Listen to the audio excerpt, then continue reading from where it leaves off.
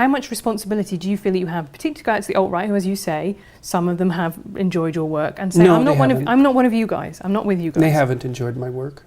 I've definitely read bits on the internet. Read more.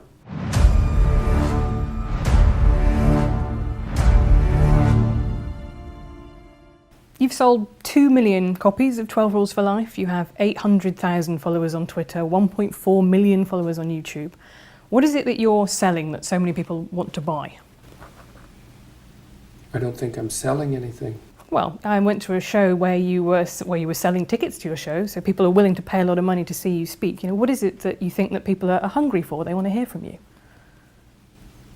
They're hungry for a discussion of the relationship between responsibility and meaning.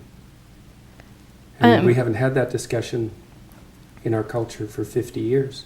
We've concentrated on rights and privileges and freedom and impulsive pleasure, and those are all useful in their place, but they're shallow, and that's not good, because if people are moored shallowly, then storms wreck them, and storms come along. So I'm talking to people about how they can build a foundation underneath them that works, and people need to know that, because otherwise their lives are harder than they need to be. What is it that you have that no one else has? What are you offering that no one else is right now? Well, I think that is what I'm offering. That's not part of the public discussion, you know, and it's grounded in my clinical knowledge. So I've been a clinician for a very long time, and I'm familiar with the works of most of the great 20th century clinicians, and a reasonable amount of philosophy and a good swath of literature, and I'm a credible scientist, and so I can bring that all together.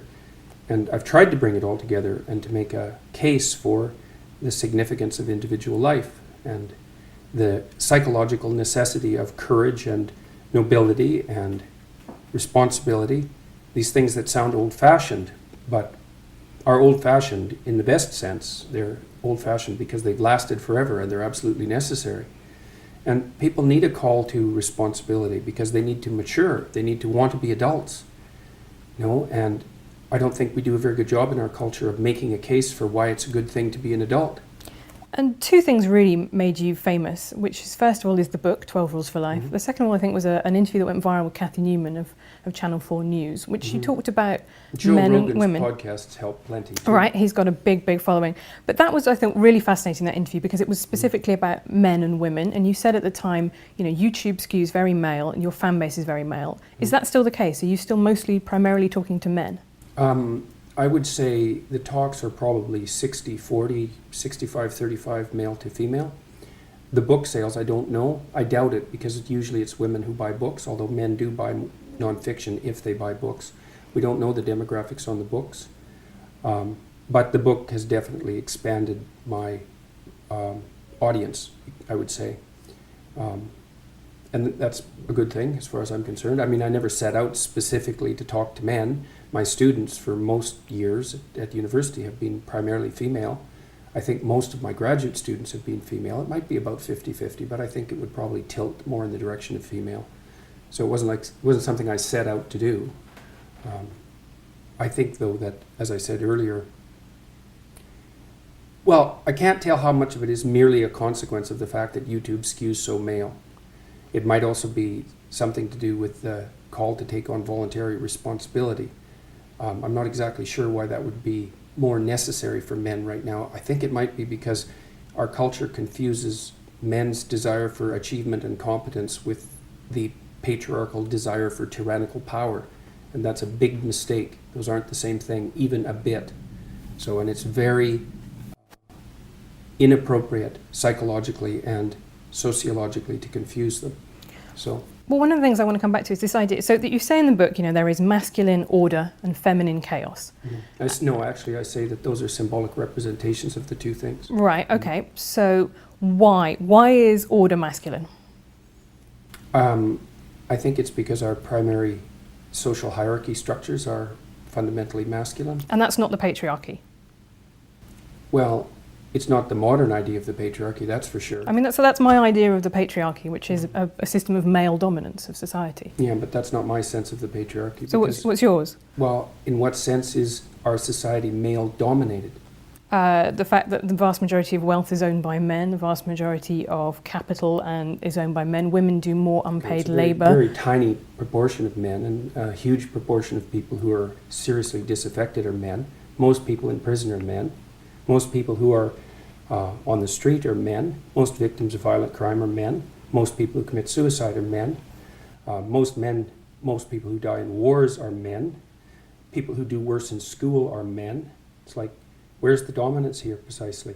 What you're doing is you're taking a tiny substrata of hyper-successful men and using that to represent the entire structure of Western society. There's nothing about that that's vaguely appropriate. But I could say equally well that most rape victims are women. You know, terrible things happen to people of both sexes. And you could say that with perfect utility, but that doesn't provide any evidence for the existence of a male-dominated patriarchy. Well, it just means that terrible things happen to both genders, which they certainly do. But there are almost no women who rape men, for example. So that is an asymmetry there in sexual violence. Well, yes, there's an asymmetry in all sorts of places, but that doesn't mean that Western culture is a male-dominated patriarchy. The fact that there are asymmetries has nothing to do with your basic argument. No, but you might This equally... is a trope that people just accept. Western society is a male-dominated patriarchy. It's like, no, it's not. That's not true. And even if it has a patriarchal structure to some degree, the fundamental basis of that structure is not power, it's competence. That's why our society works. It's only when a structure degenerates into tyranny that the fundamental relationships between people become dependent on power. It's not power. If you hire a plumber who's likely to be male, it's not because there's roving bands of tyrannical plumbers forcing you to make that choice. And it's the case with almost every interaction that you have at the face of our culture. You're dealing with people who are offering a service of one form or another, who are usually part of the broad middle class, and what you're looking for is the person who can offer the best service, and you can find it. It's not a consequence of being dominated by anything that's tyrannical. And then again, our culture, our Western culture, which is by no means perfect, and certainly has tyrannical elements, like all cultures do, is the least tyrannical society that's ever been produced, and certainly the least tyrannical society that exists now. So where's the patriarchy exactly in all of this? Well, saying that it's the least tyrannical society is not the same as saying it's not a tyrannical society. That's exactly why I said it was the least tyrannical But that's society. what I mean. So you haven't debunked the existence of patriarchy then. You've said that actually now is better I don't for have to debunk it. women. You have to demonstrate its existence. Okay, well, let's go through it. I'm writing a book about feminism in the moment. Until 1919, there were professions that women were barred from. They simply were not allowed to do it. Until 1880s... Why would you blame men for that? Because who was in those professions, who was guarding entry to those professions, who was worried about losing their status if women became doctors? What do you think it was that emancipated women in the 20th century, just out of curiosity? Well, a couple of different things. I think it was technology. I think it was the pill helped enormously because it gave when was that developed? Well, in the 60s. Right, so that wasn't 1919. No, but I also think it was a series tampons? of legal changes that started in Britain with the Married Women's Property Act, which said for the first time women are full legal beings under the law. They can own property. Mm-hmm. And that, to me, is a structure that has continued throughout, from a time when women didn't have the same legal rights as men to now when they mostly do, but culture still lags behind it. I don't think you and I are necessarily talking at such cross purposes. It's just that your conception of patriarchy, as I see it in the book, is that quite a lot of men are quite nice and they do nice things for women. And no, that's not my conception of patriarchy. And I don't require men or advise them to be nice, ever. Well, you do talk about the guy who's the tampon king, the sanitary towel king of India, right? I wouldn't call that nice. Okay, I would call that brave. Okay. Did you read about his life when he was trying to develop that? Yeah. God, it was absolutely miserable, and he did it anyways. And he freed all sorts of women as a consequence. And I think that was nice. That's courageous. That's noble. That's visionary. It's not nice. I think it is also nice. I think it is also something that is, it is honouring your social obligations. I'm not so sure that that's a social obligation, because many other people would have done it had it been a social obligation. He said what he was concerned about. He saw that his wife was suffering with her monthly period and had to choose between feeding her family and taking care of herself properly, and chose to feed her family and thought he would do something about that. That goes way past nice, especially given what he had to suffer through to do all the experimentation that produced his eventual technology. So this whole patriarchy thing, I think you have no idea how pernicious and dangerous it is. Well, no, I don't. I really don't. Go on. Throughout history have fundamentally cooperated to push back against the absolute catastrophe of existence. a terrible death rate, the probability of chronic starvation, early death, disease, the difficulty of raising children with all the death that was associated with that, and to look backwards in time and say, well, basically what happened was men took the upper hand and persecuted women in this tyrannical patriarchy is it's absolutely dreadful misreading of history. It's a terrible thing to teach young women, and it's a horrible thing to inflict upon men. I mean, I absolutely disagree with you. I think that's like saying slavery in the US was actually, most people cooperated. Well, no, you didn't. You had a system where one set of people owned another set of people. And until women got full legal rights, they could own property for themselves, they could work. Essentially, they were owned. They were first owned by their fathers and then by their husbands. Status to the domination by men. Yeah. You already said that you thought that what emancipated women primarily in the 20th century was technological revolution. No, not primarily, but that's one of two. I think that's two things. It's not primarily, eh? No, you don't think the pill was a primary force in the emancipation of women? I think or the invention of tampons, let's say, or the provision of proper sanitary facilities, toilets, and that sort of thing. You're thinking instead it was the action of courageous feminists in the 1920s that produced a social revolution that overthrew the patriarchy. That's your theory. Yeah, I think that's a foolish theory. Well, I'm very sorry to hear you say that, but I think, to quote you in the Cathy Newman interview, I think it's a multivariate, right? I think there are lots of different things that all contributed to women gaining full rights. Well, then let's not be assuming that Western society was a tyrannical patriarchy. Well, no, but that's one of them, and then other things happened as well. So you have the pill, you have the dishwasher and white goods, labour-saving devices in the home. I think all of those were really important. But you also have things like campaigns for the vote. Yes, you also have things like that, yes. So how, when in a system that existed in England until 1918, when why would you even want to look at history like that? Like, what's your goal? Because exactly. I think the people who don't look at history are condemned to repeat it, and I think that what are we going to do? Repeat the persecution of women? Do you think that's a realistic possibility? Yeah, we're sitting here. How do you see that? We're sitting here in America, right, where we've just had a 5th judge appointed to the Supreme Court who is now anti-abortion, is now conservative. I think that abortion rights are absolutely fundamental to women being able to function as full humans in society, and I think that is now under threat in America. I think it is extremely smug and complacent to think civilization has peaked, it's all upwards from here. Yeah, well, good luck with that, I suppose. It's a living. There are lots of people who agree with me. There are lots of people clearly who agree with you. There are just a lot of people, I would say, who are coming to listen to what I say because they're sick and tired of having their desire to move forward in the world and to achieve something and to take their place as adult males, let's say, who are under the weight of accusations that their ambition and forthrightness is a manifestation of something that's fundamentally tyrannical. They're not happy with that. It's not doing anyone any good, and it's also not true. It's really a terrible thing to do to young men, and it's happening all the time. That's why they're bailing out of universities like mad. There won't be a man left in the social sciences in 10 years in the universities, and it's no bloody wonder. It's an unhospitable place, and it's unhospitable precisely because of this doctrine. It said that throughout history, the fundamental relationship between men and women was one of power, essentially slavery. It's like, fine, believe it if you want. It's not going to do your relationships any good, I can tell you that. So. Okay, well, we'll see how that one goes. I'm currently married, but I'll raise it with him. I think the universities example is a really fascinating one because you talk in the book about the fact that now women are a majority on 2/3 of college courses in the US. And I've also seen you saying, well, you believe in equality of opportunity, but not equality of outcome. Maybe women. It isn't only that I don't believe in equality of outcome. I think it's an unbelievably pathological wish and doctrine. Right, and it's very dangerous. History has demonstrated exactly how dangerous it is. Equality of opportunity is something that anyone with any sense would support, but equality of outcome, it's.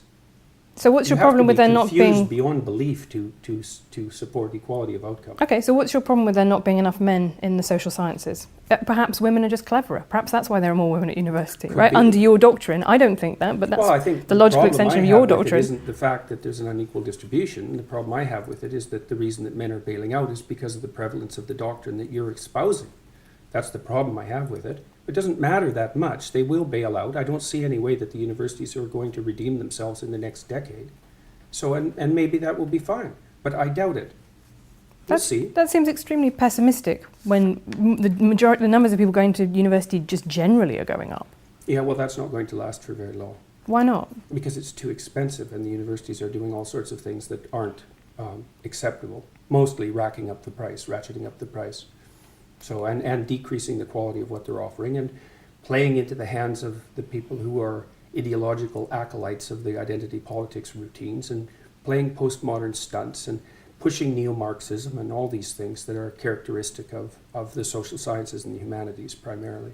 See, this is where I find you fascinating to me, because you talk in these quite apocalyptic terms. I think that someone will listen to that and think, wow, there's a really big problem. But what we're really talking about is some irritatingly postmodern professors and some students with blue hair and funny ideas about gender in a handful of courses around America and Western Europe. If that's what we were talking about, no one would have paid attention to me for more than about 15 minutes.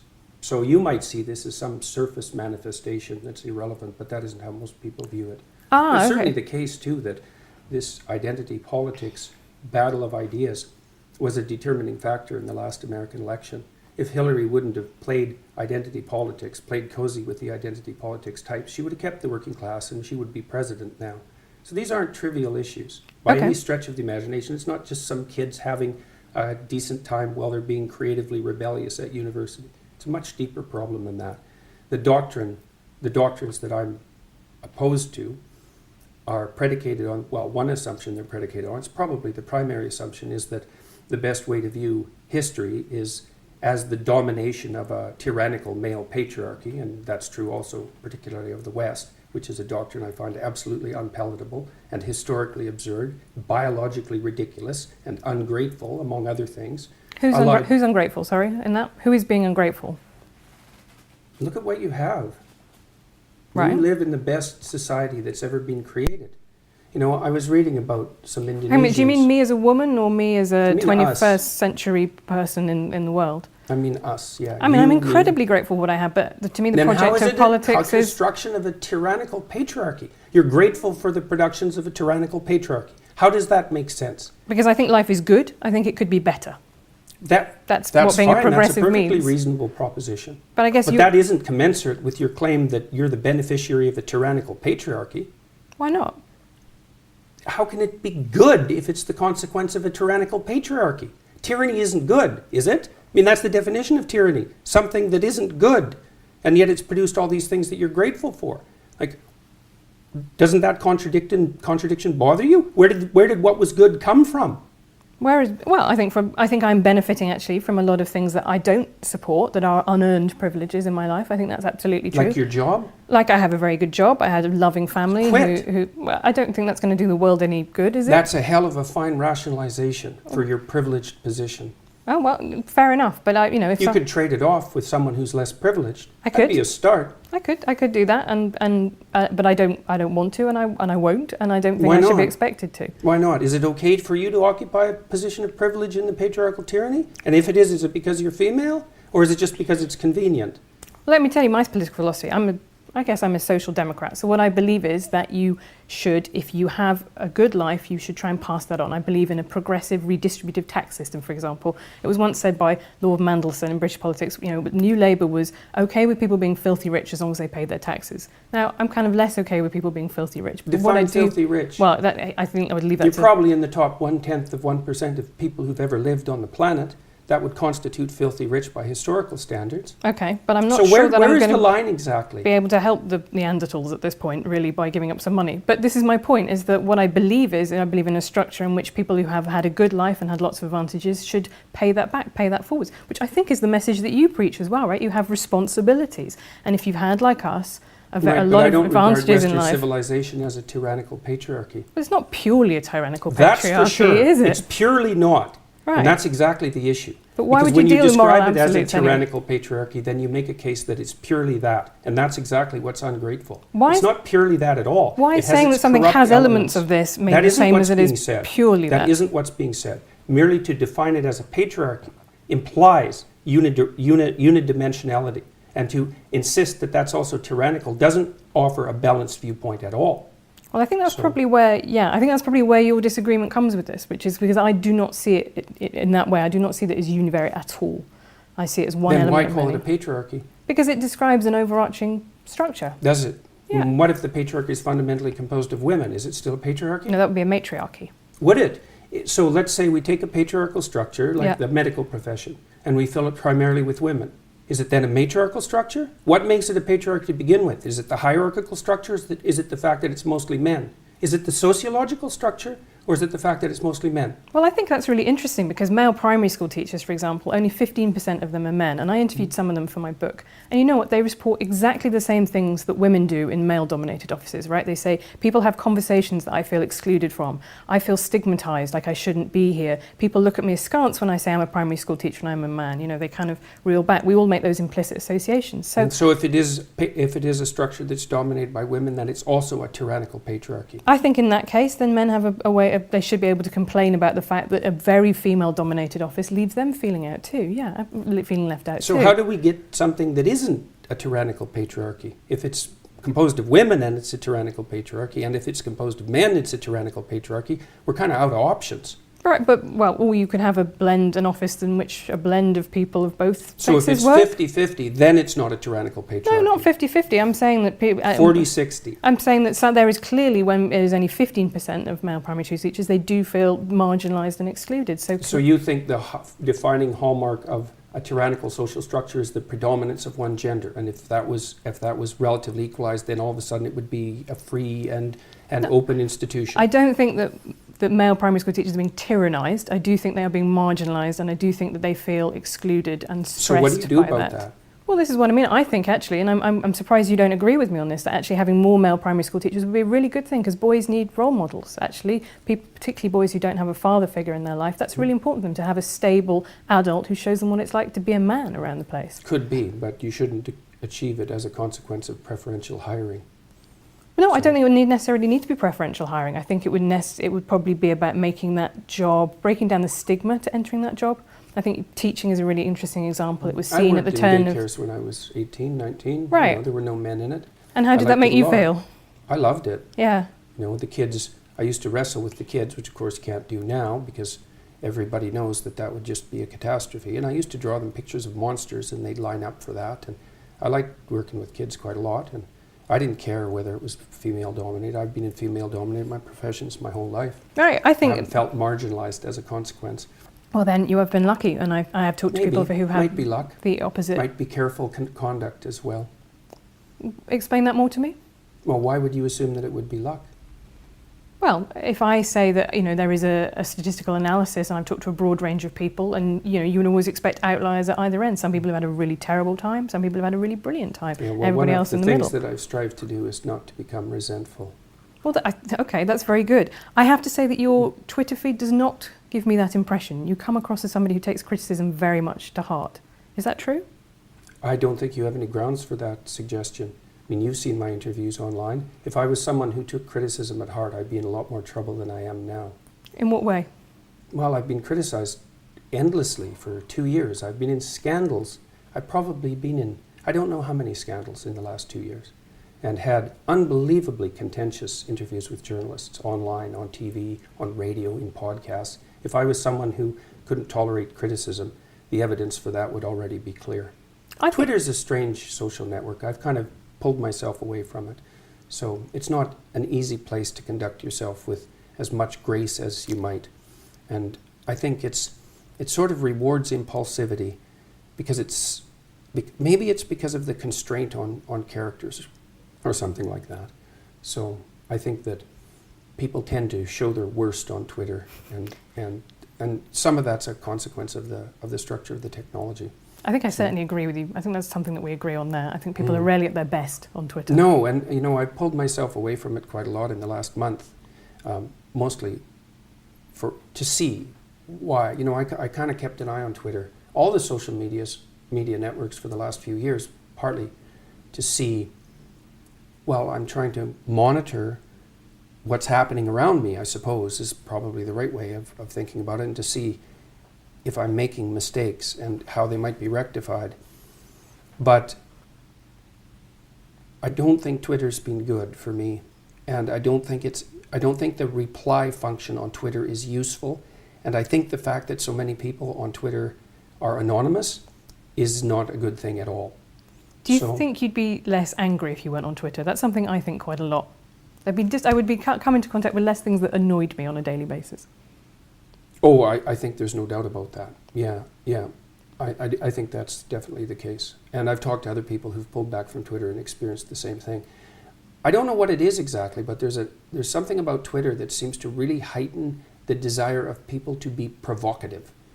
And maybe it's the case that only people who are feeling irritable respond. We don't know, like if you put up a post and 1,000 people read it, certainly 1,000 people don't respond. A few people respond. Well, maybe it skews way over to those people who had a bad day. Like, we have no idea, right? Because it's a communication channel that no one understands. We're not evolved to understand it. We're not evolved to use it. We can't interpret it.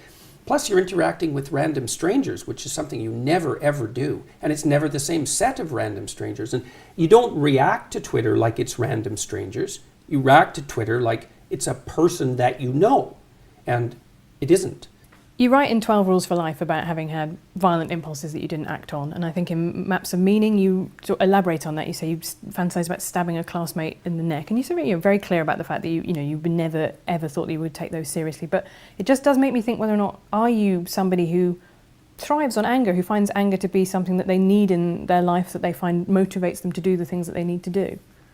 Those are two different questions. Okay. You can answer them both. One is whether I thrive on it, and the answer to that is most certainly not. So I actually don't like conflict.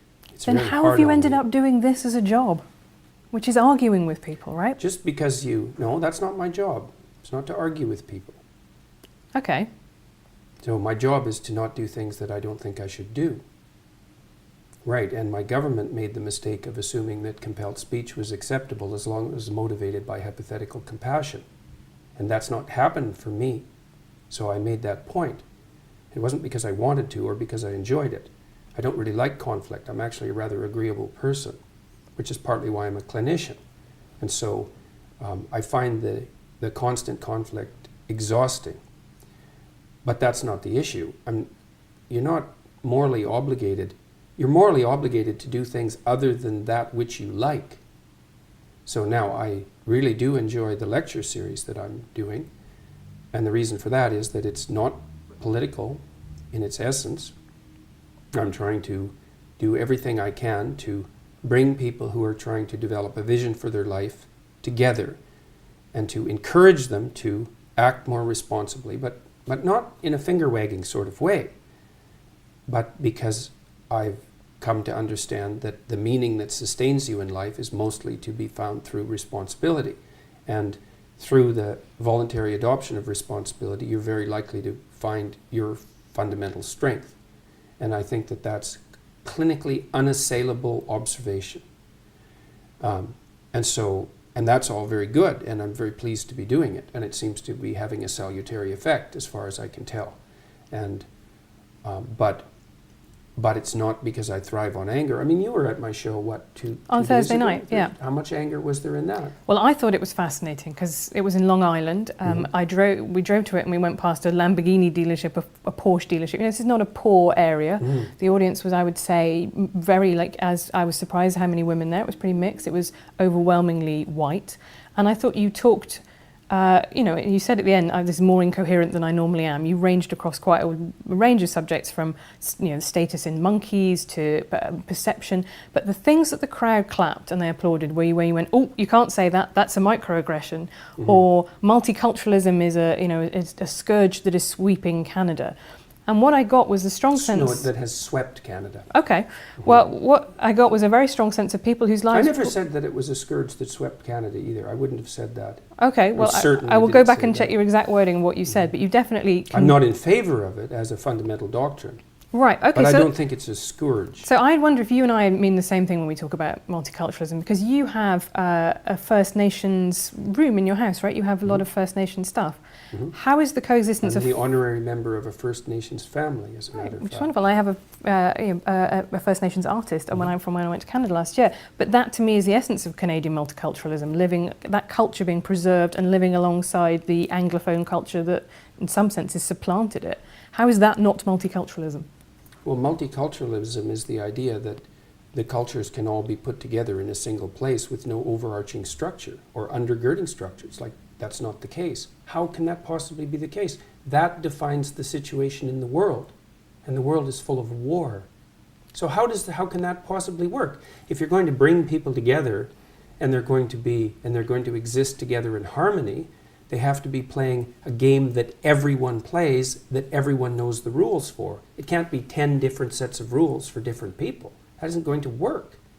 So it's absolutely naive to believe. How, if that worked, the world wouldn't be full of war.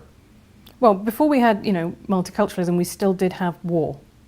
In fact, war is, as Steven Pinker, I'm sure you read what Steven Pinker says, this is the least violent time in human history. So yes, something well, that's is a consequence is of working. the patriarchal tyranny. Well, if you think that the patriarchy's been eroded over the last 100 years, maybe that's what it's down to. Maybe you could give some credit to it for that. I actually didn't say that the patriarchy had been eroded. Well, because you don't believe it exists in the first place. Fair enough. But my definition of multiculturalism is citizenship-based, right? So you can be both Canadian and First Nations. You can be both Quebecois and also Canadian. But that means that everybody in the multicultural milieu is one thing and another. Right. But they're all one thing and another. Yeah. Yeah, well, our Prime Minister said, well, there is no Canadian identity. It's like, well, okay, what is it that unites us? Well, nothing. We all protect our cultures. It's like, well, that leads to war. Okay. Now, it doesn't only lead to war, obviously, but unless you have people operating within a shared framework of perception and value, they can't cooperate and compete peacefully.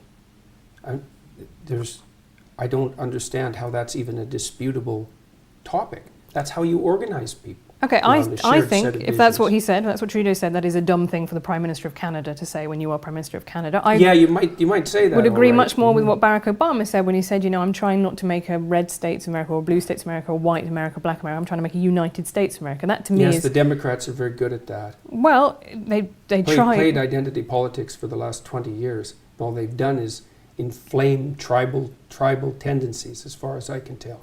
So he can say that, but it isn't obvious that it's the case. And it's not obvious to me at all that one of the consequences of Barack Obama's presidency was a reduction in racial tension in the United States. No, I wouldn't agree with that either. I think a lot of people found having a black college-educated professor very alarming and threatening to their idea of themselves as the dominant group. To stop them from voting for him twice. No, that is very true, but again... It's fundamentally true, right? It's really the crucial issue at hand here. No, but he built a big coalition of white, well-educated liberals and people of colour. I mean, that is the Democrat electoral... Well, how do you explain the rise of racial tension in the United States then? Well, I think it's caused by a lot of things, not least of one of which is the Republican Party inflaming it. You talk about the left playing identity politics. I think the right play identity politics all the time. The right doesn't dominate the universities. No, but it dominates... But Donald Trump is president, so realistically... Donald Trump is hardly a typical Republican. No, I would say that he accomplished... In fact, for most of his life, if I remember correctly, he was a Democrat. Right, I don't think he has any political... So we're not going to blame Donald Trump on the right wing.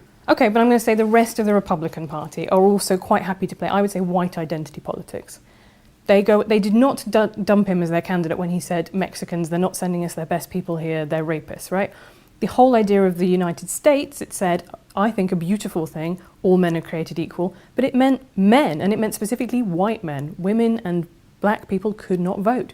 The US was founded on identity politics. This is not some new concept that has come along in the last 20 years. The United States wasn't founded on identity politics. Yes, it was. That's absolutely absurd proposition. The United States was founded on the same principles that, what would you say, that played their powerful role through the development of English democracy. And that was nested inside a Judeo-Christian view that fundamentally presumed that both men and women were made in the image of God and that all people had divine value. And it took a long time for that set of ideas to fully manifest itself in the political realm. But to consider that a manifestation of identity politics is, I can't imagine why you would possibly do that. I don't consider that a manifestation of identity politics. I consider having a constitution that says only some people are citizens to be a manifestation of identity politics. Well, what do you think changed it across time? And look, let's get our definitions straight here. You can't lump all occurrences of non-equal treatment into the category of identity politics. Identity politics is a very specific thing. It's really only existed since the 1970s. You can't go back into 1770 and say that the founders of the American Constitution were playing identity politics. They were playing politics that was based on identity. That's my definition of identity politics. That's not the definition of identity politics unless you play fast and loose with the definition. identity politics is something that's... No one talked about identity politics 20 years ago or 30 years ago. It's a new term. You can't say that people's proclivity to identify with their group is identity politics. That's just tribalism. And that's like, who knows how old that is? 1 million years old. 500,000 years old. And you're going to call tribalism identity politics? Well, that's not helpful. If you want to talk about tribalism, we could talk about tribalism. But identity politics is something that's nested inside a particular political view of the world. It's got a Marxist basis, and it manifests itself in postmodernism. And it emerged in the France first in the 1970s, and then has swept through the American universities and increasingly the rest of the West since then. That's identity politics. If you want to talk about tribalism, that's fine. I'm not a fan of tribalism, which is why I don't like the identity politics types. And I don't care if they're on the right or the left. I think the right-wing use of identity as the primary marker for human categorization is as reprehensible and dangerous as it is on the left. My problem with the left at the moment, the fundamental problem with the radical left, is that they're hyper-dominant in academia. And that's not good. And that's not my opinion. You can go look at Jonathan Haidt's data and see for yourself. And he's as moderate a person as you could hope to find, and probably less prone to anger than me.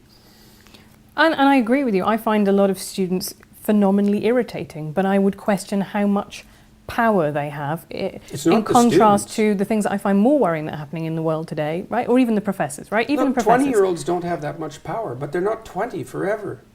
10 years later, they're 30. And 20 years later, they're 40. Right. And whatever happens in the university happens everywhere 5 years later. And very, very sadly for people in my politics, left-wing politics, what happens to people as they get older is that they've traditionally got more conservative. Mm-hmm. So I don't think you can make a case that the current, where people are when they're 20 today is actually going to be the ideology that takes them all the way through their life. That's never been the case so far. No, but it'll be around long enough to do plenty of damage, like it already is. Okay, but even if we accept that students and their POMO professors are quite annoying, which I think is probably something I agree with. They're not just annoying. Like, they're destroying the universities, and that's not a good thing. And they're particularly destroying the social sciences and the humanities. The sciences are safe so far, but not for long, because the scientists in particular are terrible at politics, and the left-wing activists are great at politics. And so they'll win eventually. The National Science Foundation is already introducing diversity requirements for hiring in mathematics in universities. It's like, good luck with that. That's not going to work. There are hardly any mathematical geniuses. If you start putting all sorts of arbitrary restrictions on their hiring, you're just going to end up not finding the ones that there are. So, besides, I don't think that's true, actually, because if you say there are very few mathematical geniuses. What do you know about it? Well, next year I'm going to be a fellow at Oxford University, so I spend time talking to academics. I've talked to a lot of academics for my book. I do agree with you, there is an illiberal strain that is sweeping through a lot of universities. I don't think it's an existential threat, and I certainly don't think it is, to me, the biggest issue in world politics today. It's the one that I would choose personally. What do you think is the biggest issue? I think that the rise of strongmen, authoritarians around the world is very worrying, and that's one of the reasons that I find the subtitle of your book fascinating, because it's called An Antidote to Chaos. Why isn't it an antidote to order, which you also say in its excessive manifestations is bad? I've said that. Well, you can't write a book about everything. No, but you've specifically chosen Antidote to Chaos. So why is chaos the big... I also have 300 lectures online, and I talk plenty about the pathology of order in those lectures. Okay, but I'm just saying... saying... I'm no fan of authoritarian strongmen, that's for sure. Well, that's good, but I do think that the way that you talk about order in the book is something that people will take away from it. Be specific. Okay, so let me think. The way that you talk about natural dominance hierarchies in lobsters. Let's get on to the lobsters. Because I think that the thing that people take away from that is male lobsters compete for female lobsters, and that says something about society now, that men need to be dominant in society. Because if lobsters do it, then there is something that we can read about humans from that too. There's nothing in that chapter at all that suggests that the way that men should succeed in human hierarchies is a consequence of the exercise of power. There's not one line in that entire book that claims that, because it's not what I believe. Most human hierarchies, as I already pointed out, are hierarchies of competence, not power. Okay, so that's why we don't live in a patriarchal tyranny. And so if you want to be a successful man, then you should be competent, and that will move you up the hierarchy, and that will make you attractive, and for good reason, unless you want an incompetent mate, which is possible and happens, but isn't something that I would recommend.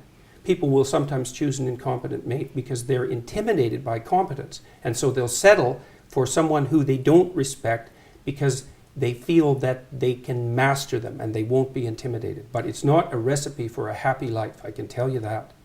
So there isn't a line in that chapter that talks about power as the proper means of conducting yourself in life. There's not a line in the book, and there's nothing in anything I've ever said that suggests that. Okay, no, But it's really important because people have read this chapter and they make exactly the argument that you make. And it's a misapprehension. So it's a misapprehension of the book. Okay, but if so many people are getting the same misapprehension, could it be possible? There aren't so many people that are getting it. There's 2 million people that have bought the book, and there's a very small handful of people who have a particular ideological perspective who enjoy developing that perspective because it indicates just what sort of reprehensible individual I am. But it has absolutely nothing to do with what I wrote or what I've said or what I believe. I don't believe that our fundamental hierarchies are based on power. I don't believe that the way that you move up our hierarchies is as a consequence of manifesting power. It's competence. Okay. My big problem with the lobsters is that it's scientifically bollocks, right? It's just, you cannot read across from lobsters and what they do to what humans do. Of course you can. That's why serotonin works on lobsters. But it works in 2 different ways. So serotonin makes lobsters more aggressive, it makes humans less aggressive, right? That's what happens. No, that's not right. Serotonin makes human beings more dominant but less aggressive. And the only reason it makes them more dominant is because they're less irritable and they're less defensively aggressive. So it's not bollocks. I know my neurochemistry. So if you're going to play neurochemistry, let's go and do it. Okay, well you say antidepressants work on lobsters. Yes, they do. They make a lobster that's been defeated in a fight more likely to fight again. That's not the same mechanism that happens in humans, because yes, lobsters don't get mechanism. Depressed as the way that humans are. I think you're anthropomorphizing into a ridiculous degree. These are creatures that urinate out of their faces. I think that the fundamental issue among knowledgeable animal behaviorists is that anthropomorphization with animals is generally the appropriate tactic unless you have reason to doubt it, which is because there's continuity between us and animals rather than discontinuity. And the idea that the anthropomorphization of animals is inappropriate is something derived from 1950s behaviorism. The highly trained affective neuroscientists and people who study motivation and emotion as well as neurochemistry know perfectly well that there is biological and behavioral continuity across the animal kingdom and way down into the kingdom as well, which is exactly why I chose lobsters, to indicate that there is so much continuity in the systems that allow us to estimate status position that we share it with creatures that are 1/3 of a billion years old. And the reason that I made that argument was to put paid at least in part to the absurd Marxist proposition that hierarchical structures are a secondary consequence of Western civilization and free market economies, which is as preposterous a perspective as you could possibly develop about anything. Hierarchies are 1/3 of a billion years old. You can't blame them on the West or men or capitalism. And we're wired for hierarchical perception in ways that you can hardly possibly imagine. Even our ability to rank order a set of objects seems to be tightly linked to our ability to assess the relative status of people in our social milieus. So, and the biochemistry is very, very similar. And the reason we know that is because most of the drugs that are used on people are first tested on animals. Now, it's not often animals as primitive as lobsters, but it is plenty. So a lot of what we know about neurological structure, for example, is a consequence of studying the flatworm, which is a much more primitive organism than the lobster. Continuity is the rule. Okay, so what can we learn from killer whales that live in matriarchal pods, often led by a grandmother, someone who's been through a menopause? Why isn't that an example that you've picked to talk about in the book? It's because lobsters say the thing that ideologically you want to talk about, which is your belief that there is a kind of Marxist ideology sweeping. How do lobsters say that? The point that I was making with lobsters, I just said what it was. That hierarchies have been around for a very long time. But who genuinely, really, today is arguing, apart from maybe 3 mad Marxist academics, that there is no such thing as hierarchy? Hierarchies They're not arguing exist. that there's no such thing as hierarchy. Or there should be no such thing as hierarchies. Oh, there plenty of them are arguing that. Really? Because I see that almost never in the wild as an argument. I see people think that hierarchy should be based on merit and they should be more equal. What do you think the demand for equality of outcome is if it's not an attempt to flatten hierarchies or to eliminate them? What else could it possibly be? And you don't think the neo-Marxists and the postmodernists think that hierarchy is a social construction? Like, you're not talking about the same people that I know, right. That's for sure. Everything's a social construction for the social constructionists, including hierarchies. But I just don't think that is a very widely held view in the world. It might be among liberal arts universities. 20% of social scientists identify as Marxist. Where's that statistic from? Look it up in Haidt's work. Okay. You- Well, I know. I mean, look it up, I'm go look interested. it up. I know. I've checked it out quite Yeah, carefully. yeah, but I'm It's a so- perfectly valid statistic. I don't have the reference at hand. Yeah. So it's 1 in 5. Okay, and the number of conservatives, or even liberals for that matter, in the social sciences and humanities is not only vanishingly small, but getting smaller. And you think the social constructionists believe that hierarchy is built into biology? They're not very good social constructionists if that's what they believe. And the postmodernists and the neo-Marxists are radical social constructionists because they wouldn't believe that human beings are infinitely malleable and that we can be recreated in whatever image the ideologues might want to recreate us in if they didn't think that. And it's much more prevalent than you're admitting. I mean, there isn't a competing position on campuses except among the evolutionary biologists and the evolutionary psychologists, let's say, and they're under complete attack. They're certainly next on the chopping block as far as I can tell. I've been warning them for the last 2 years. Social constructionists don't like evolutionary psychologists and they don't like biology. And I really don't understand why, except that it interferes with this idea that human beings are infinitely malleable and stops them from being able to blame hierarchy on the West. Look, if you're really concerned about the poor, as a social democrat, let's say, the first thing you should do is abandon your presupposition that the dispossession produced by hierarchies is a consequence of the patriarchal structure of the West. It's a way deeper problem than that. So there have been people who've been dispossessed forever, way before capitalism. Okay, I think I would agree with that. So if it is a way deeper problem than that, how do you tackle it? I don't know. Well, that's a bit... I mean, that, for someone as intelligent as you that just throw their hands up and go, ooh, maybe some people There's lots are of things I don't know how to tackle. I don't know how to tackle the fact that people range extremely widely in their cognitive ability either. These are big problems. Right, but we could start with a redistributive tax policy, right, where people who earn a lot pay more tax than people lower down the income scale to redistribute income. That was a fairly obvious way that you could make poor people less poor. It's something that, you know, the Labour government did. They almost, I think they halved child poverty. It is possible to do things, and we do have mechanisms. Well, I wouldn't make the immediate presumption that it was the redistributive tax policy that halved child poverty.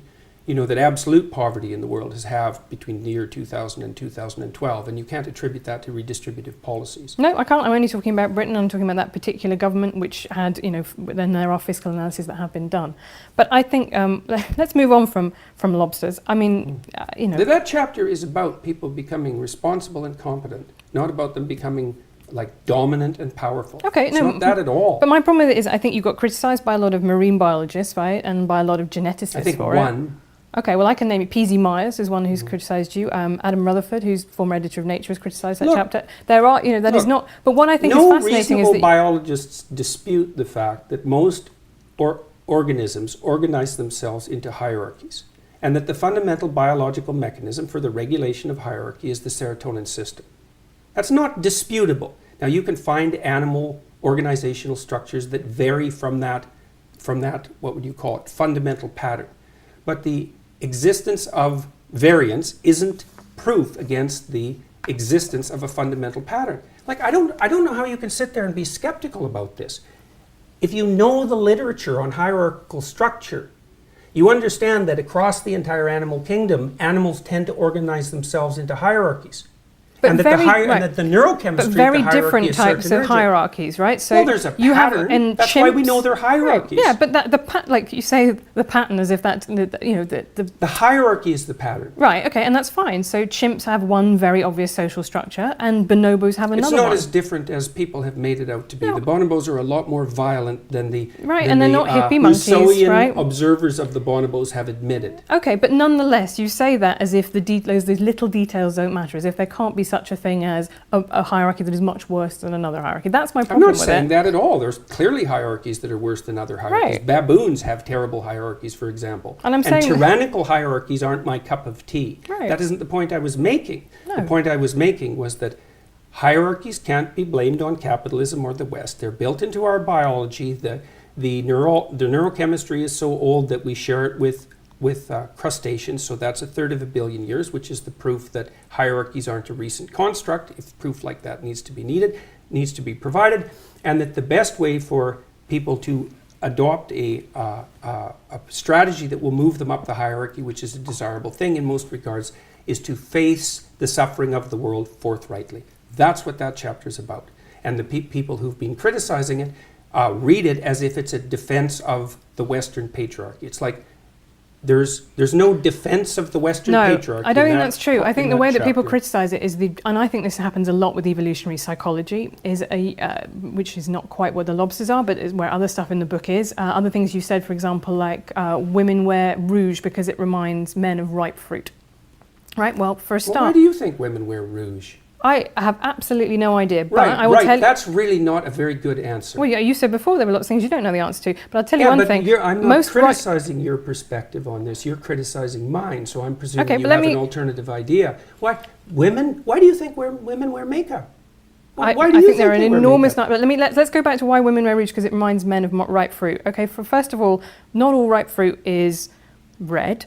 Why would you want to? We evolved color vision to detect ripe fruit. Do you want to eat women? No, I think unless men are having sex you with might ripe want to fruit, taste them. that's not really well. And where is the evidence that women who are redder in the cheeks have more offspring? What do you think happens during a sexual flush? But that's the key point, isn't it? Is that you would expect, actually, if this is a sexual selection, that women who are redder would have more children. We would get progressively redder over time. One of the hallmarks of youthful skin is the proclivity for it to flush red. And yes, youthful women have more children. It's a primary sign of fertility. I think you're using... Wait a second here. What do you think women wear makeup for? Come on, if you're going to go after me on this, okay. Let's women. People say, well, women wear makeup to feel better about themselves. It's not a very deep analysis. Why makeup? Why facial makeup? I'll tell you why I wear makeup, which is to stop the comments that I would get if I didn't wear makeup.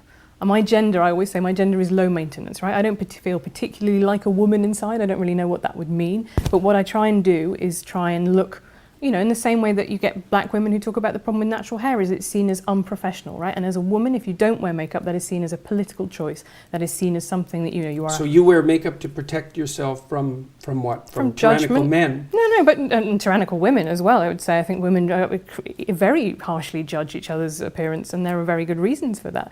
But probably because they've learned that from oppressive men. No, I don't think so. Why do you think it is, then? I think that women are encouraged to be seen as being in competition with each other. Encouraged? You don't think that there's anything about that that's natural, eh? Well, I would be reluctant to get into that, because I think you could talk about intrasexual competition. I think that's a very big deal among the social sciences and evolutionary science. It's not my particular competence. But yeah, my conception of the patriarchy is not that men are beastly to women. It is that there is a structure in which women participate too that overall privileges and benefits men in order to control female reproduction. And I think those are two very different things. You write in 12 Rules that you skipped a grade in school and you were small for your age. Do you think that shaped your personality and your experiences of life? Well, it did to some degree. Made it difficult for me to participate in sports. So I didn't really do anything that was fundamentally athletic till I was in graduate school. So my parents are guilty about that because they felt that it wasn't good for me, but I'm not unhappy about it. I got through school faster. I wasn't a fan of school, and the faster I got through it, the better. I think it might have encouraged me to do two other things, which was I probably hung around with rougher kids that I might have otherwise, partly as a compensation, I suppose, for being smart and academically able and also small. So I probably exaggerated my roughness, I suppose. And it made me more capable of verbally defending myself. But other than that, I don't think it had much of an effect. I think I pretty much left all of that behind. That's very good. Also, the other thing I was really interested to read was that you married your teenage sweetheart. Mm-hmm. Yeah, well, I met her when I was 8. So we've known each other for 50 years, yeah. So this is, I think, really fascinating. So I read that and I thought that was quite moving. And then I was reading the bit about, the animal kingdom, and the bit for you take away from the lobster section is that, what happens if you're top lobster is that you get to impregnate all the females. So that's as being evolutionarily successful as a lobster, right? Mm-hmm. That's proclivity towards polygamy, which is one of the things that pulls on human society. Right, and you're now the pretty big lobster. And yet you are monogamous, you're faithful to your wife, you don't want to go around impregnating every woman that you see, right?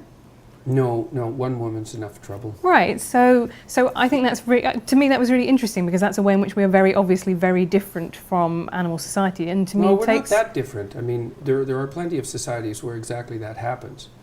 right. But So- you've been able to overcome that biological urge, right? And so in the sense that maybe there are other biological urges, such as men's propensity towards violence, that might also be overcome. Well, it's not self-evident that you want it to be overcome. I mean, you don't know what goes along with it. You know, I mean, obviously, first of all, defining violence isn't that straightforward. How about use of force in self-defense? Does that constitute violence?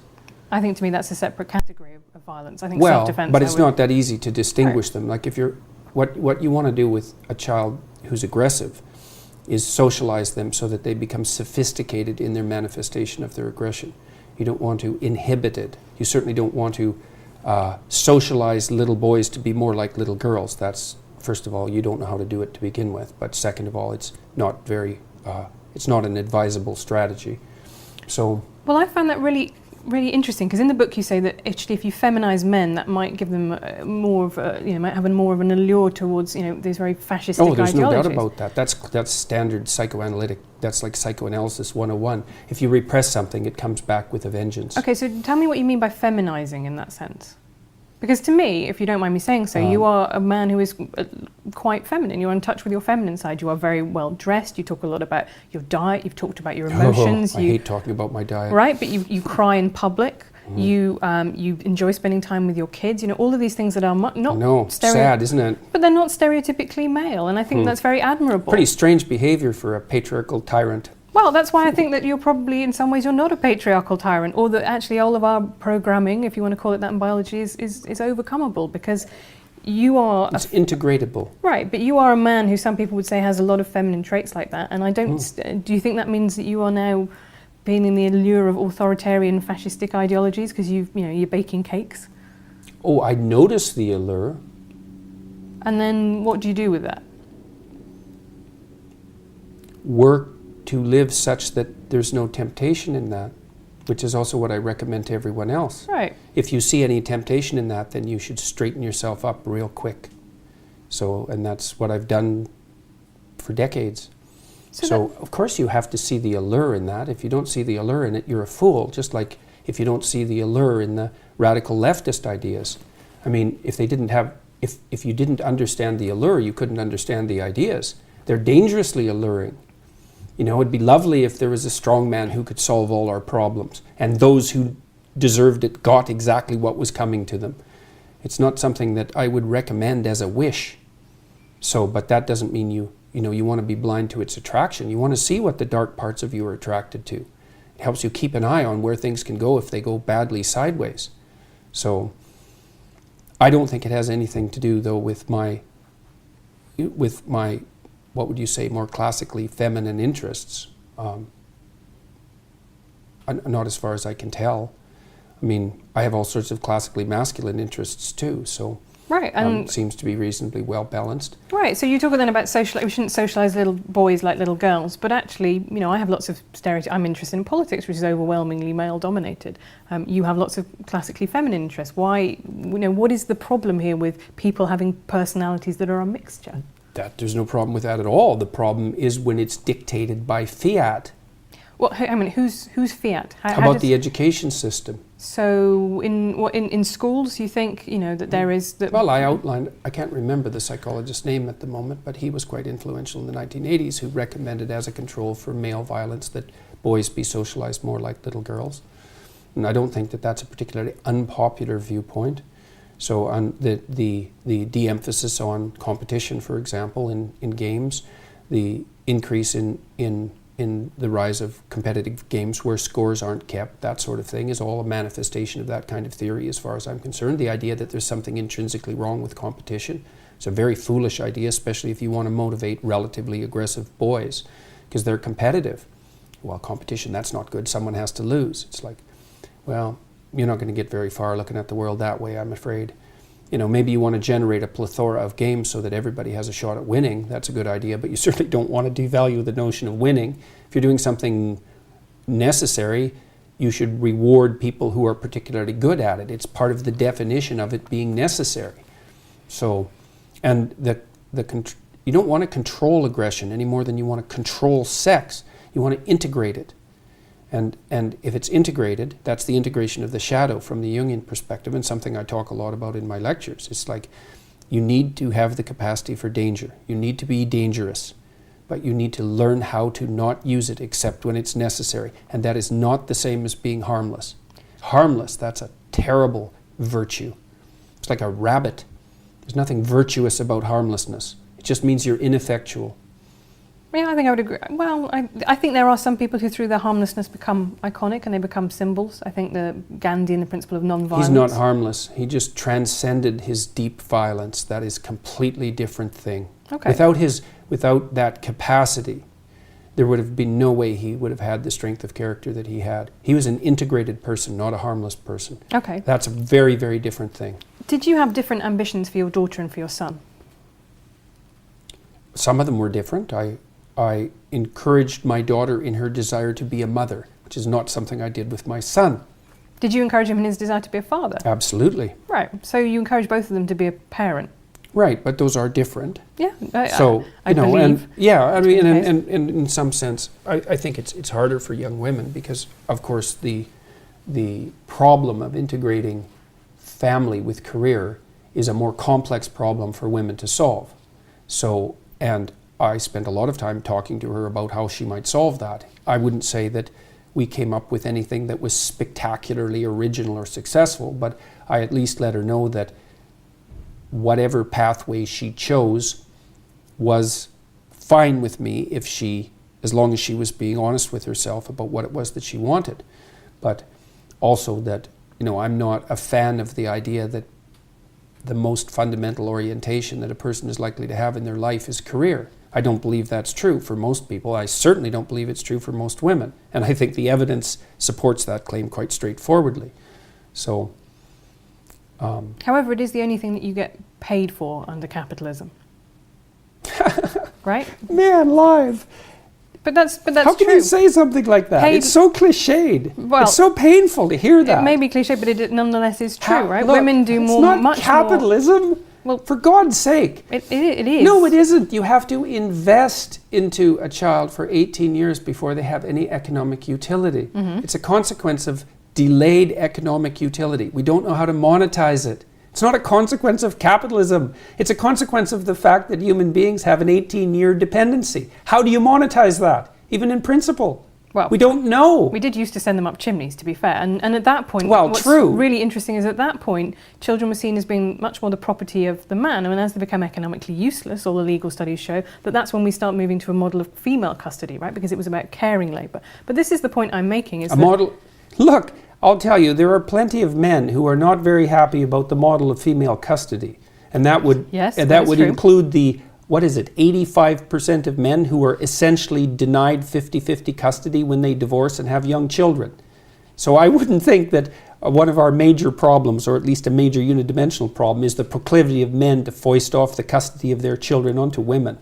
There's certainly another side of that argument. There is, and I do think that actually a lot of anger has been generated by the way we have in Britain anyway, or England and Wales, we have an adversarial fault-based divorce system, and that's something that's changing. But what it does is encourage people to come in on day one and say, if you want to get divorced, you're going to have to make out a case that the other person has been a bastard. It doesn't matter, because if you move to a non-fault-based divorce system, then all that happens is the fault shifts to who should get custody.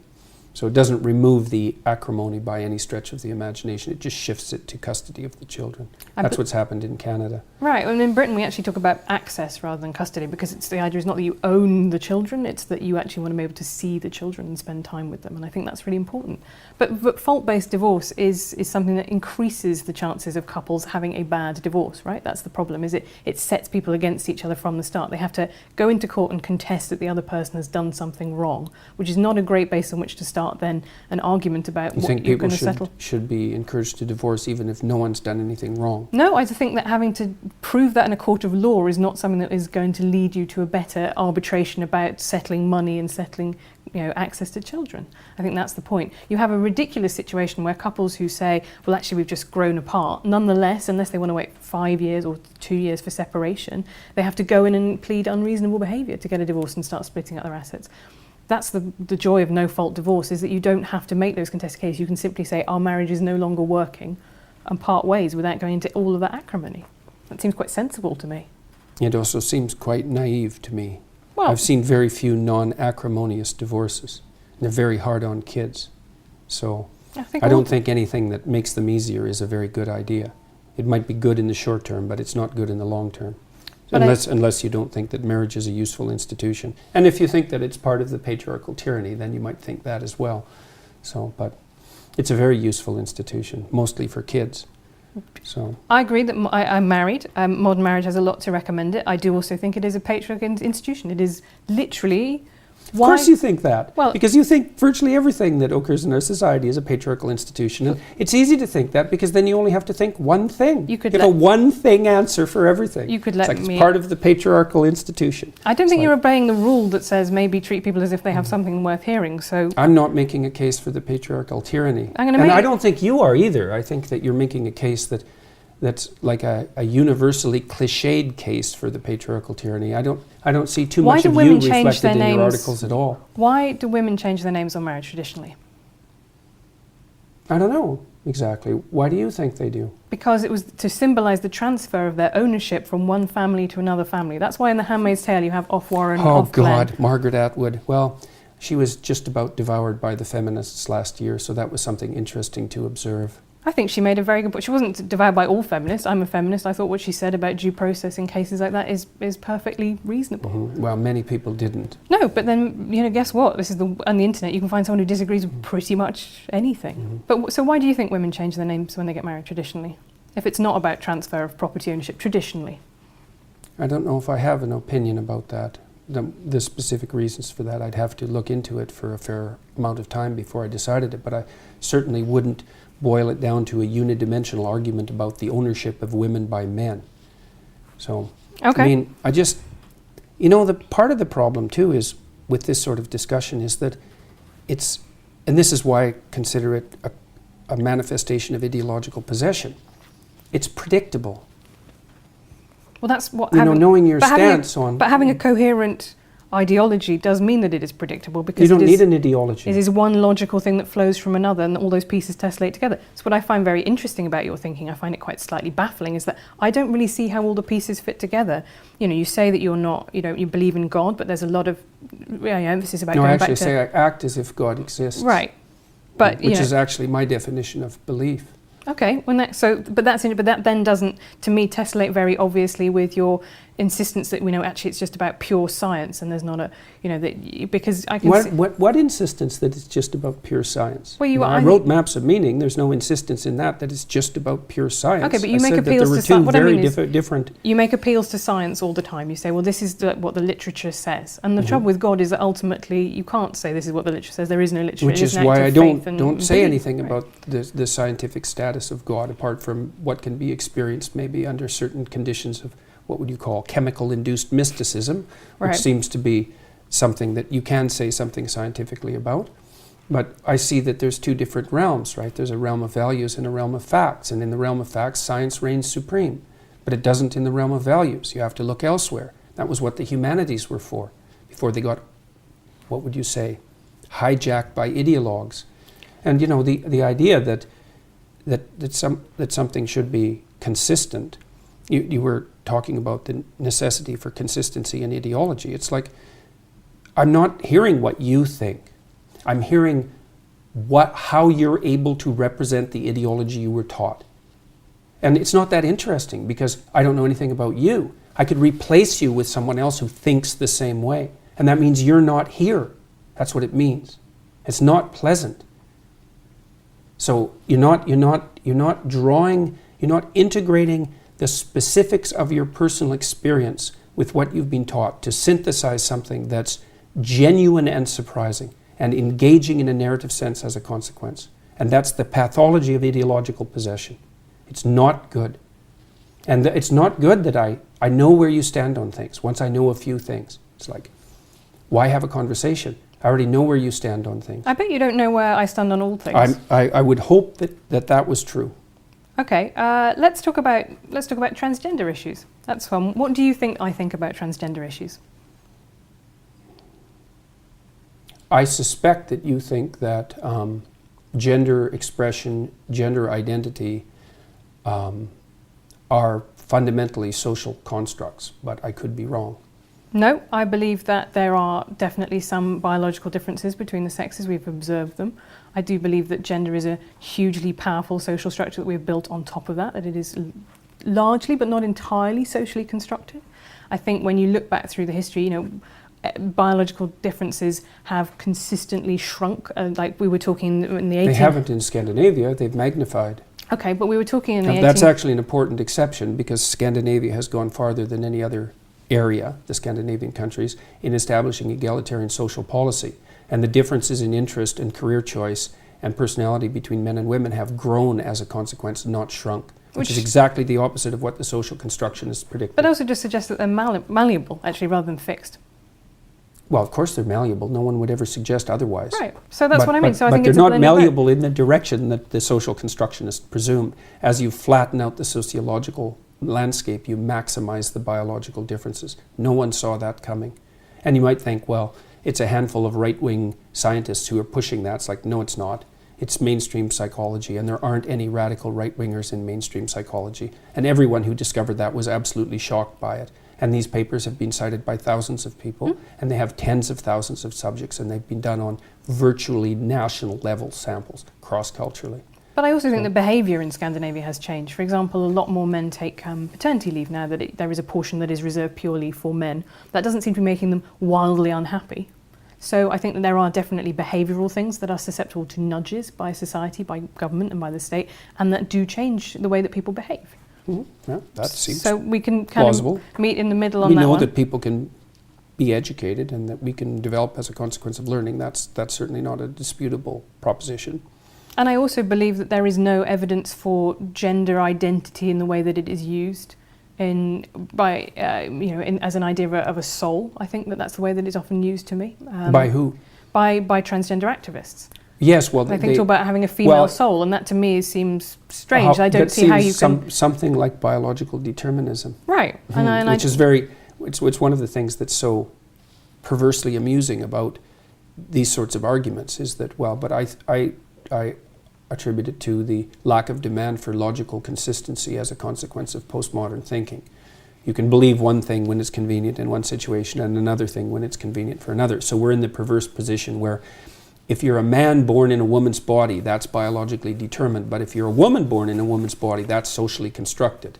It's like, okay, good luck with that theory. Right. I don't believe you can be a man born in a woman's body or a woman born in a man's body. What I believe is that there are some people who feel alienation towards their bodies and they want to remove body Well, everybody parts. feels that. Right, but they feel it to such an extent that clinically the best treatment for them is to transition and live as if they were the other sex. Yeah, well, I don't think that there's any evidence that that's clinically the best treatment. We certainly don't know enough to make that presupposition, and I think we're playing with fire assuming that that's the case. The long-term outcome studies certainly don't demonstrate that. So it's not so. I would make a very big distinction there between adults and between children. I think that would be a good distinction to make. Right, yeah. But I think we are very quick to diagnose and treat children in a way that I find, and not waiting for the research, and that I find concerning. Yeah. Well, the lawsuits will put an end to that in about 15 years. So there's one place that we have found from which that is something that gets me a lot of hate, right? I'm sure it does. I'm a turf and a bigot for that. So right. I don't think that's something that you would have been able to predict, that I think, because that is not now the orthodox feminist position. I agree completely. Oh, isn't that good? So congratulations. We've all learned something. Mm-hmm. I just wanted to talk quickly about Me Too movement. Mm-hmm. Tell me your reaction to what's unfolded over the last year. I won't put words in your mouth. You tell me.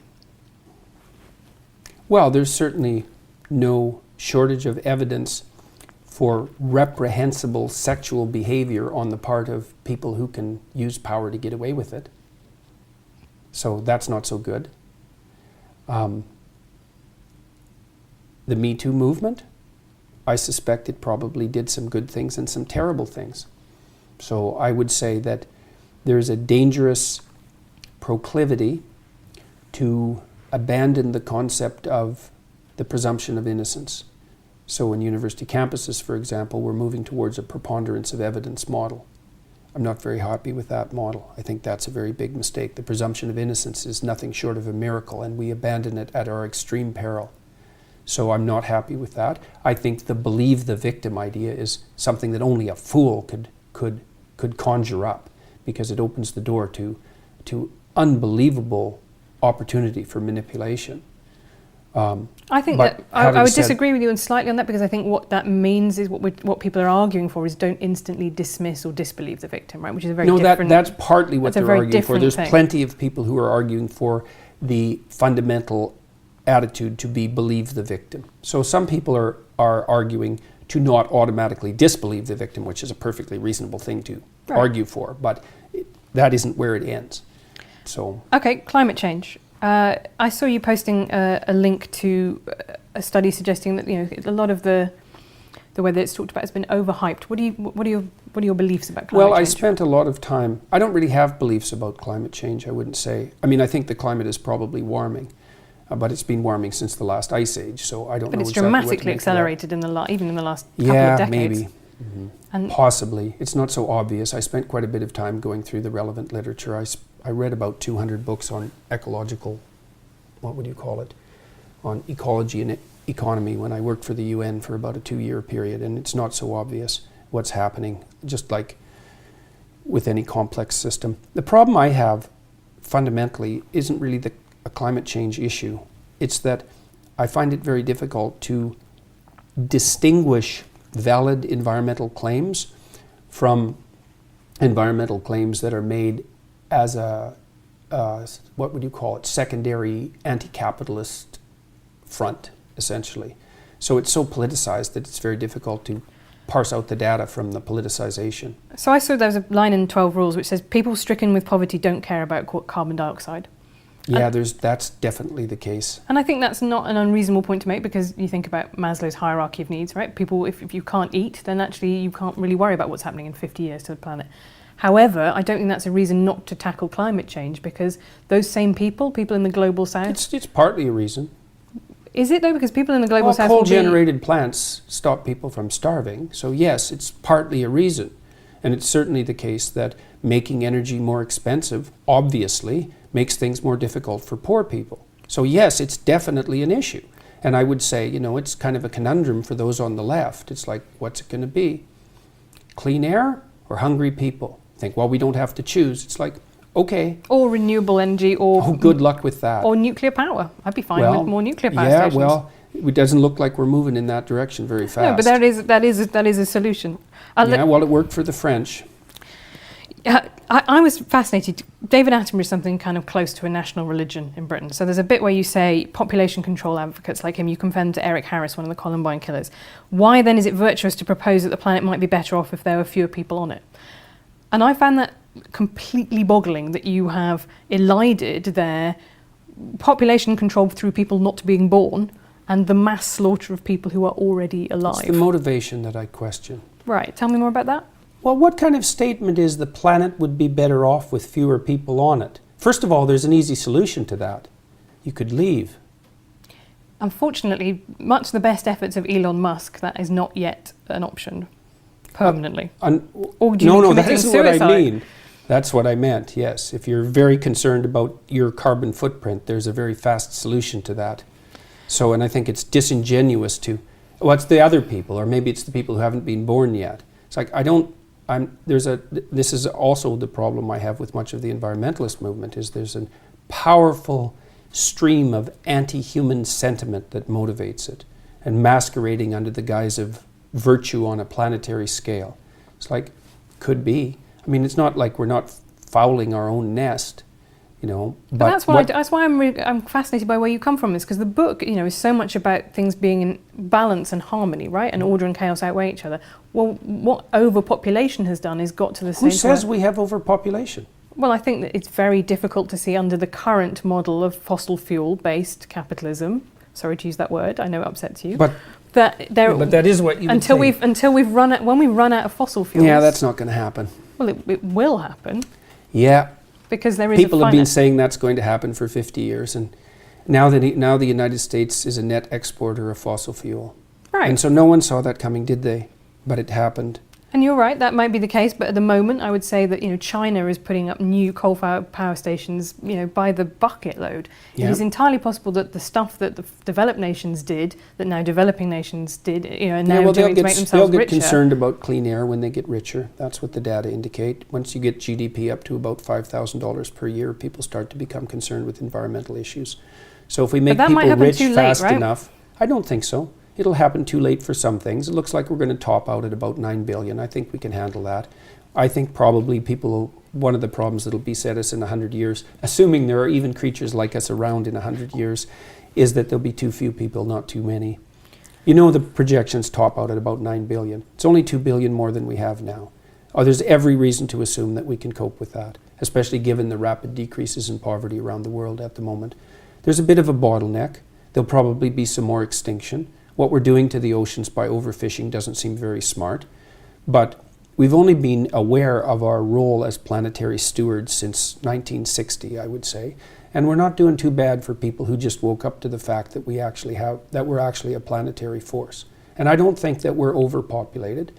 I think all the arguments that all the people who made those arguments in the 1960s, like Paul Ehrlich, I think he wrote The Population Bomb, predicted mass starvation by the year 2000. He was absolutely and completely wrong. No, we've been very lucky with things like golden rice, for example, and genetic engineering of crops. I think that's... Yeah, it's not luck.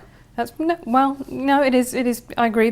Human ingenuity is a huge part of that, definitely. Right, well, and more people, more ingenuity.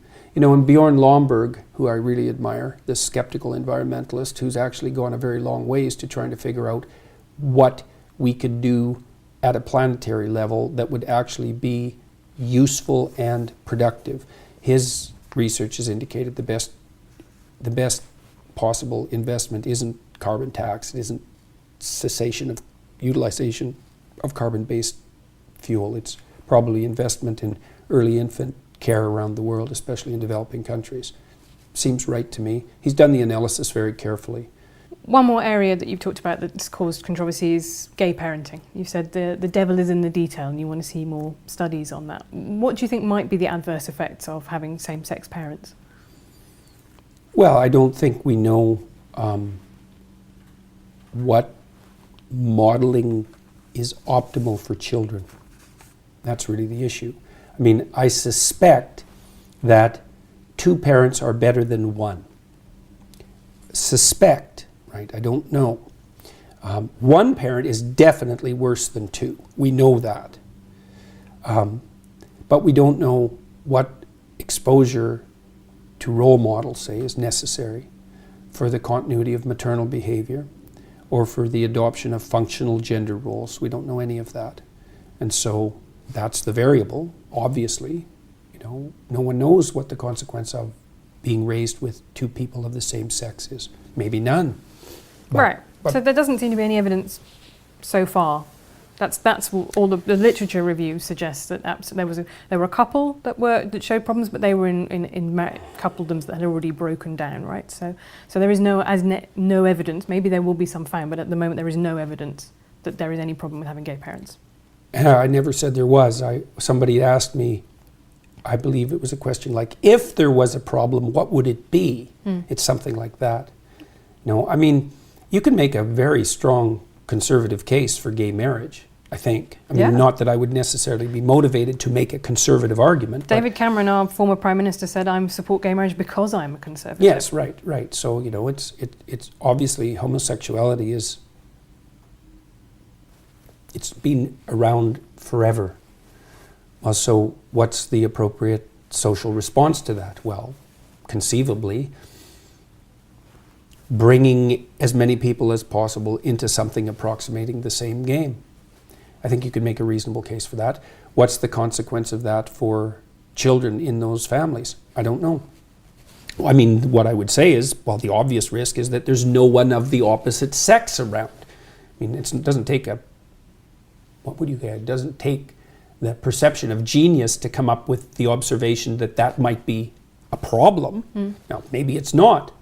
And my suspicions are there's probably far more relevant problems with regards to what happens to children that isn't good than that.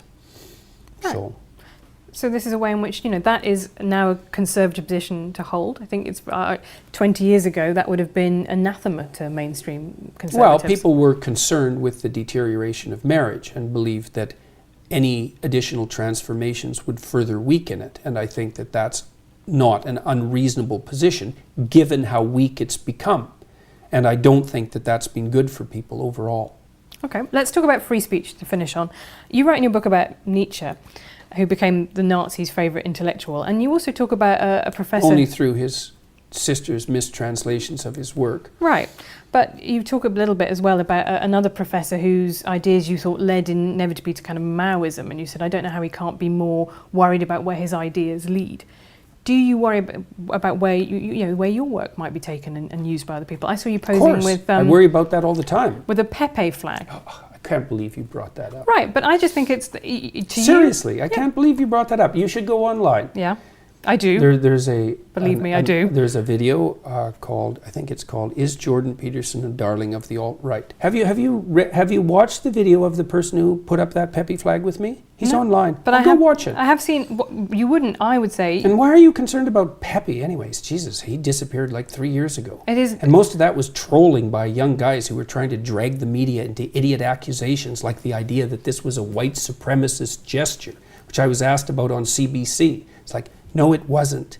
It was Fortran trolls playing the media for fools, which worked. And much of the Pepe thing was that as well. Okay, but the problem with people ironically pretending to be Nazis on the internet... They weren't pretending to be Nazis. But no, this is a separate phenomenon, and 4chan definitely do ironically pretend to be all of the worst things they can possibly be, is that some people take that very seriously. There was a case in America recently of a guy who stabbed his father because he had thought that his father was a Democrat. He was writing stuff for a conservative website. He'd got very into the Pizzagate conspiracy theory. He's probably paranoid. Right, so there are people who take this stuff very, very seriously, and they latch onto it. What's your point? I'm saying that, how much responsibility do you feel that you have, particularly guys the alt-right, who, as you say, some of them have enjoyed your work, and say, I'm not one of you guys. I'm not with you guys. They haven't enjoyed my work. I've definitely read bits on the internet. Read more. Okay. Find some evidence. I'm extraordinarily sick and tired of this particular accusation/line of questioning. I'm no fan of the identitarian right, the ethno-nationalists, the alt-right. First of all, what do you mean by alt-right exactly? Do you mean ethno-nationalists? Do you mean white supremacists? No, I mean people who are on the right but have got their power base outside the traditional media. They see themselves as an alternative. So I see them coming That's a pretty loose definition of the alt-right. Rush Limbaugh kind of talk radio, right? People who see themselves in opposition to an establishment. Rush Limbaugh is not the alt-right. He's been around for 30 years. Right, so he's the progenitor of what I see now, Breitbart and things like that, are the new media version of that very old media Well, let's format. define what constitutes alt-right first. For me, they're ethno-nationalists. They tend to be white supremacists. And generally, when people tar me with an alt-right epithet, the reason they're doing that is to associate me with those people. They don't like me. And the reason for that is that I've made it very clear, not only in my videos, but on Twitter, that I don't like them. I don't like their anti-Semitism. I don't like their use of identity politics. I don't agree with their aims. I think that their notion is something like, well, if everybody's going to play identity politics, we're going to play it too, and we're going to win. And I can certainly understand that motivation, but I think it's a bad game all around. And I think the only reason that I was ever associated in any sense whatsoever with anything to do with the alt-right was because it was extremely convenient of the radical leftists, who I fundamentally detest, to paint me as a representative of that viewpoint. Right. Other than that, zero. Now, that's not what I did, you say. So at no point did I say you were... Well, you brought up the whole Pepe thing. But I did bring that up. But there was a reason I did that, which is that Nietzsche himself said, I'm an anti-Semite, right? And yet his ideology and his philosophy ended up being used by the Nazis. So my question to you is, how much responsibility do you feel about the way in which your work is used? It isn't even what I feel. It's not how much responsibility I feel. It's how much responsibility I take. Right. Right. And I take as much responsibility as I possibly can. Right. Which is why I'm doing what I'm doing. Right. I'm going around the world. I'm talking in different cities. I'm talking to people as much as I can. I'm putting out content that I think is useful for people online, and I'm clarifying what I think. I have 300 videos on YouTube. Virtually, for all intents and purposes, every single word I've said to students in a professional capacity since 1992. And despite the fact that I have innumerable, highly motivated enemies, They haven't been able to find one thing I've said in 30 years that, what would you say, justifies any of those accusations, or any other accusations for that matter.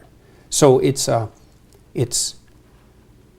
quite the phenomena. I mean, I understand it to some degree, you know, because... So, sorry, about the Pepe flag, because you can help me explain this. Why did you pose with it? What were your reasons for doing it? Did people just come up and bring it to you and Yeah, it was like posing with... I've probably been photographed with, I don't know, 5,000 people in the last 2 years. And, you know, it's one after the other, often in groups of 100, 150 or 200 people. And it's like 15 seconds. Right. And they brought this flag. One of them had spoken at the event. They were doing it ironically. They unfurled the flag and we took a picture, and that was that. Would you have posed ironically with a hammer and sickle flag?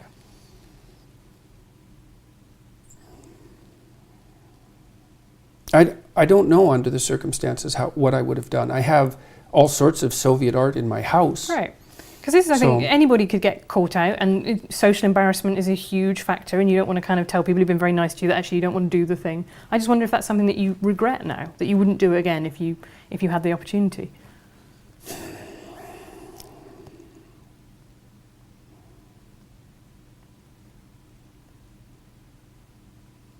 Well, I don't think it did me any good.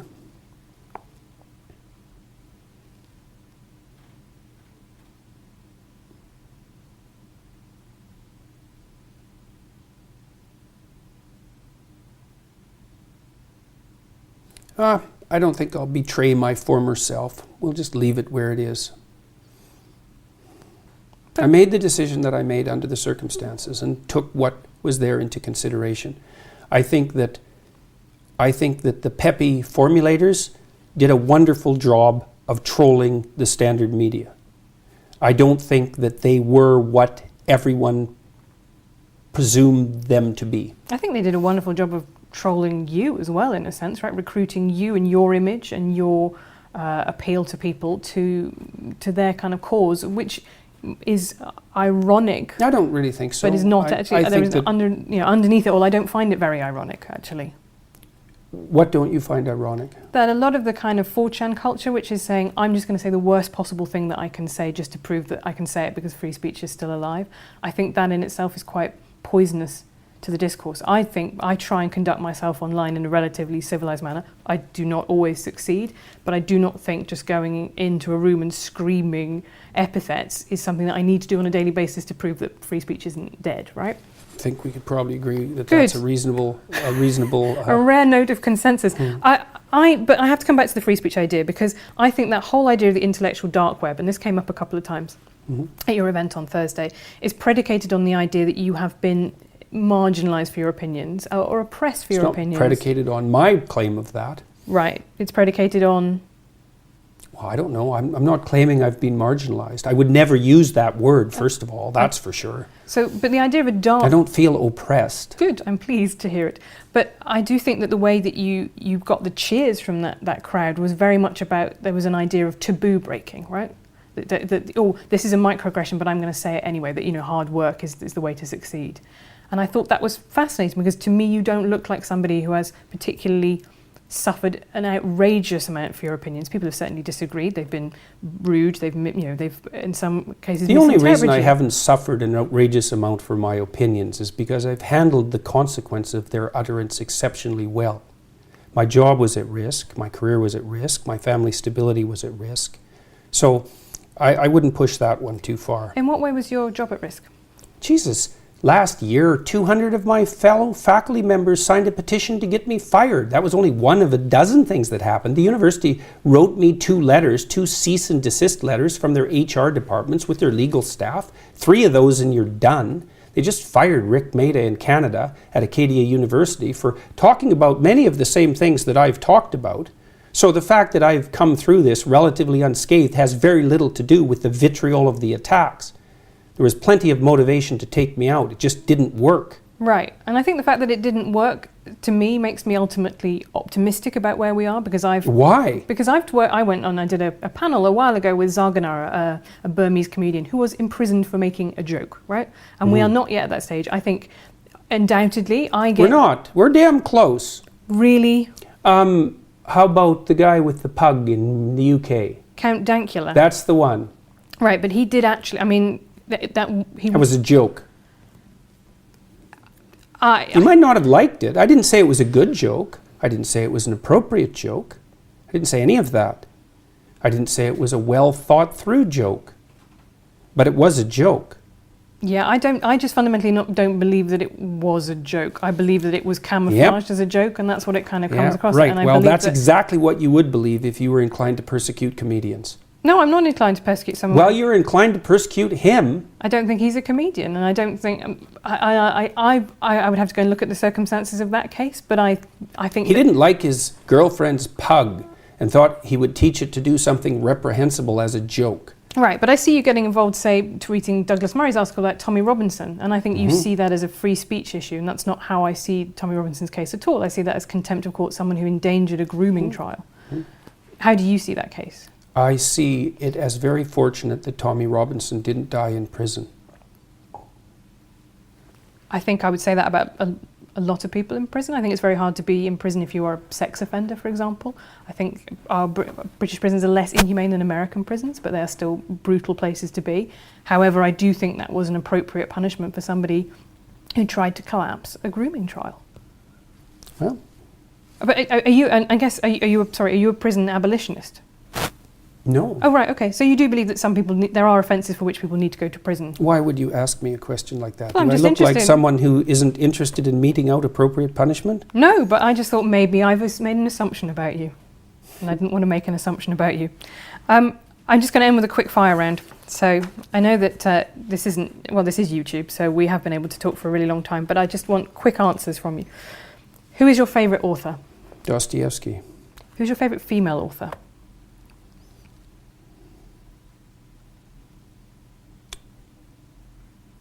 Margaret Lawrence, I think.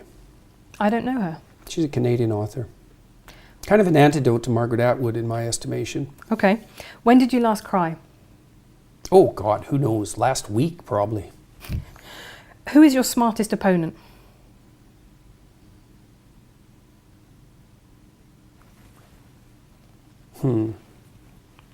Sam Harris is pretty smart. Because you've had debates about atheism with him and about rationality. And Yeah, I don't really regard him exactly as an opponent. You know, I mean, we disagree on things. I don't really tend to think of people as opponents, generally. I mean, but Harris is smart. He's good at making his case, and so that's been interesting. What big question don't you know the answer to?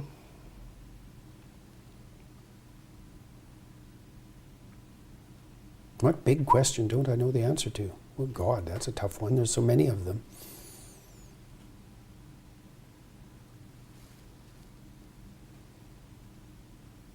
Well, personally, it's what I should do in 2 years. When did you last change your mind about something important? I'm changing my mind about things all the time. But Every time I do a lecture, I change my mind about something. But something important, something big. Oh, well, I can tell you. I mean, one thing I've learned in the last 2 years is that I think I overestimated. There's an obesity epidemic in North America, perhaps throughout the Western world. I think I overestimated the degree to which that was a consequence of a sedentary lifestyle, and overestimated the degree to which a lack of discipline was contributing to it. I think much more now that it's an illness. Well, those are two different things though, aren't they? Discipline is self-control and illness is something out of your control. Well, let's say you're overweight, you should exercise. It's like, well, actually the evidence that exercise will thin you down isn't that great. And maybe the reason that you're not exercising is because you're ill, not that you're ill because you're not exercising. So I have a lot more sympathy for the hypothesis that the obesity epidemic is actually a consequence of an illness, of a broad scale. Illness isn't exactly right. It's a dietary problem, fundamentally. And there are deep causes for that. Are you still eating your all-beef diet? Unfortunately, yes. Really just beef? Not? Can you have like ketchup on it? Nothing. Right. Yes, I wouldn't. It isn't something I would lightly recommend. It's a little hard on your social life. It makes traveling quite difficult, and it's dull as hell. But what has it done for you? Well, I lost 50 pounds in 7 months. I stopped snoring. I had some autoimmune conditions that seem to have gone away. I'm not taking antidepressants. My mood isn't perfectly regulated, but I'm under a fair bit of stress, so that might have something to do with it. I sleep much less. I can work more. Imagine I your don't have arteries GERDs. might not be in great shape. I don't think there's any evidence that I don't think we have any idea what causes arteriosclerosis. I think all of the dietary knowledge we have is rubbish. And partly because it's unbelievably difficult to do proper dietary studies. You can't do controlled studies. It's all correlational, and there's so many variables. I think the correlational studies are useless. So also this all-meat diet, this all-beef diet has apparently cured my daughter. So, who had juvenile rheumatoid arthritis? Well, that was the original diagnosis. Then it was idiopathic, which means we don't know what the hell's causing it. Yeah, but she's completely symptom-free. So that sort of thing makes you sit up and take notice because it doesn't make any sense. When was the last time you lied? Because the book says no lying. Do you still lie?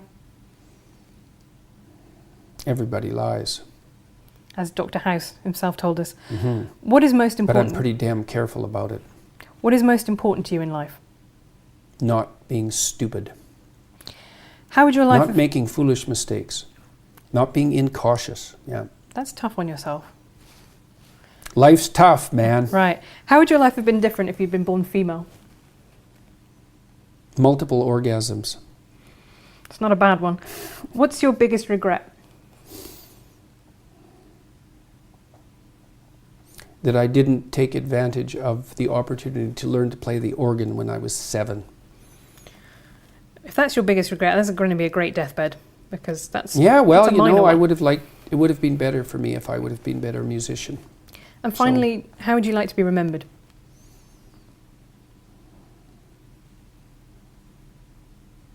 As someone honest.